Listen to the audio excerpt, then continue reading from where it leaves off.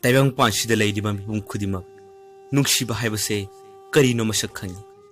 Machin Manau, Mama Mapagi Nukshiba, Marup Mapiza Shingi Nukshiba, Puna Makshigi Matakta, Tamoy Tamoy Nukshiba Hibasitani, Kanago Mumio Karana, Nokshet Naragalian Kiba, Kanago Mumio Karana, Mashagiba Punshibu, like Kata and among the Zakiba. Nukshiba Gilambi the mighty Duna. Ngokshet na len kraba khungang da pokchaba athoiba nahak ki waribu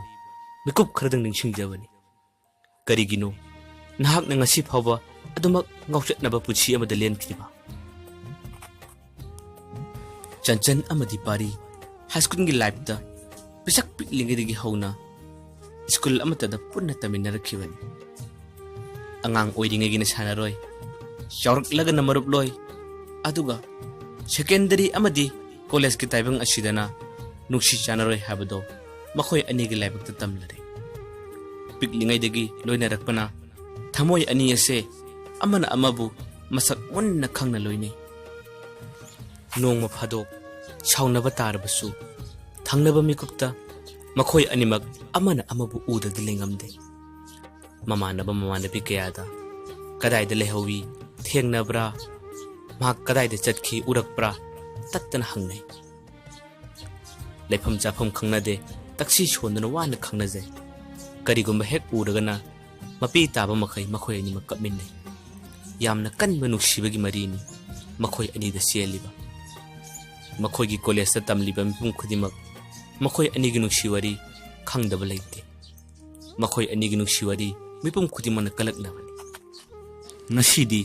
Makhoi ani gi nuksinaba chahi mari surakle college ki life solution khre pari di university da master amok tawthaki adubu chanchandi master tawthaki de mapana kan honadana government service ama apply tawnaba honaki hanagum makhoi ani gi wari sanaba paw phonaba gi changdi khara watlugum tawki adubu thamoi ani gi nuksinabadi kaidon dam mayeng takide adubu khangau daba angaw noi nuksitpu kanana thingba ngamlugani paridi nupi atoba koiba horakhi chancandi nupa amata phaw han yengkidabani chanchanna phone tawbada kon waiting leiba busy leiba kaya thingnarakhi adubu chanchangi wakhanda phattaba amata su khalude chanchanbu nuksibiba mamanaba mamandebi singna Pari na honglakpagi maramda wari ki ali khibu adobo mahakna kaidonga thajakide nongma pariga mahakka nauna khangna bunu piduga hotel amada phaminaramado chanchanna urubani numitudani chanchangi thamoi shokkiba chanchangi thamoi kaikhiba pari amadi chanchangi marakta tattani yetnaba shaunaba horakki chanchanna thajaramba mahakna thamlamba asapumba kaibada Chanchan thamo shokna nungai kide adobu mahak warga laigani haibagi wakhano thadoki maana khanjaki nang leidiba khul adudagi aishu nupa ma khangnaraga laigani haibagi wakhal amada chanchanna chapna lepa horaki matang asidani chanchanna khungangi chamlaba punchi amada hingjaramba athoibaga thengnakiba chanchanna athoibagi mobile number lawraga message thaba phone torakpa tatana horakhi ahanba mikuptadi chanchanbo masak khangdabana athoibana kaya kan thausa kidabani nongma makhoi ani masak khangnasi haduna matam thanaki masak khangnaba numit adudani chanchangi masak matau phajabada ubada athoibana ngaukhiba ngasidi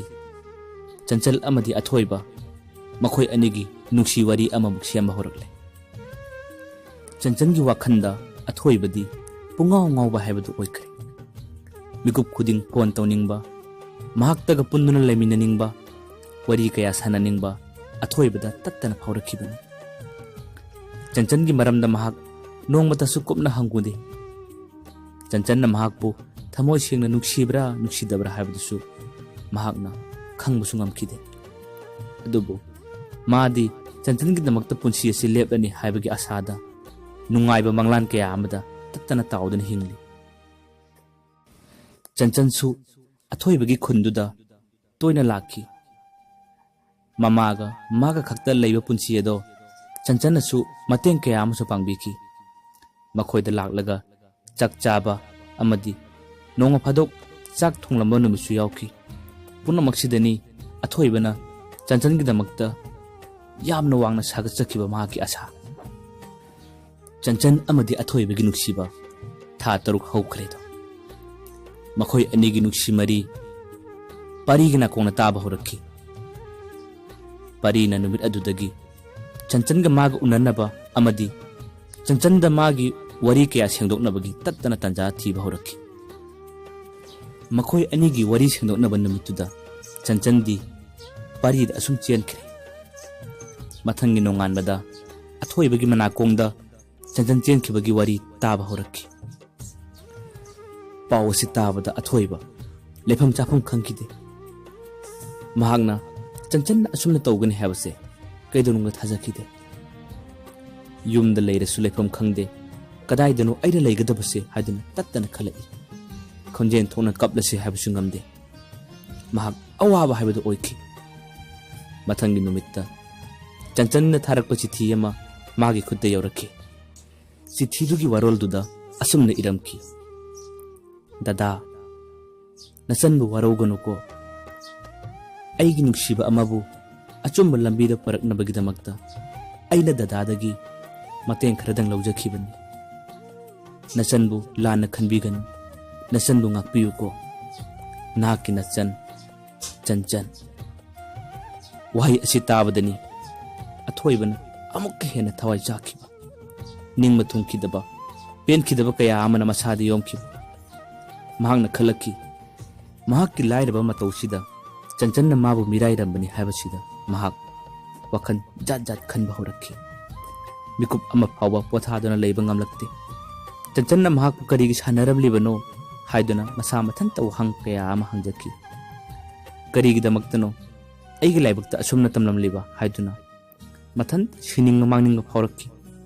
yumda leiraktre nongma yumna changlakani numinini yumna halakloi mamasu mahaki awabdu khangki adubu ngasidi athoiba asum haukhibana yumda changba kaukre lamhang tumhang achikuma phamda mahaki yum oiba horakki asomda chanchandi pariga luhongduna nungaiba taibang amada laikre aduga athoibagi punsina ngauchatnaba taibang amadani liankiba athoiba yumda chalakhidre kadaidabu leiriba kadaidabu yarekliba kanana su khangma ngamlaktre mamana mahakpu koithi thiki adubu numit nini humni sure mahakpu thiba phanaktaba kanagumba laikai gi mi amana hai mamang lampakta nahan mathanta numidang wai phumlammi kanagumba amana su hai chingkhongda hauba haino pami amagi makhongda mathanta aikhoina chingdagi halakwa phamawi hai adubu chatlaga thirwa matamdadi athoibagi khongulliba kanana su phangkidi mahak ningba kaiba haiba misak ama oidana tasengnamak ngauchat nakrabra natraga mahak sikrabra natraga mahak mangkrabra kanana su khangma ngamlaktre nuksibana tat tawbiramlaba athoiba mahakki khulda amukhana ubo phangkidre mahak mangkrabra natraga sikrabra haibaso kana amatana khangkidre mama mathantana mahakpu kawraga teng thajai adobu mahakti amukhana mahakki khunda lakidre nongma thenglaba ahing amada thamoi soklaba sonthanglaba khonjel amada thamoi sokna kaptuna lawba khonjel amadi taki khulladugi mipum khudimak numidang aduda khonjel aduba takidaba kanasu yaukide nongalakpada kanaguma kharan hainai ngarangi khonjel ado athoibagi mali kanaguma kharan hai natte athoibadi shiramlani ngarangi khonjel adudi tamna line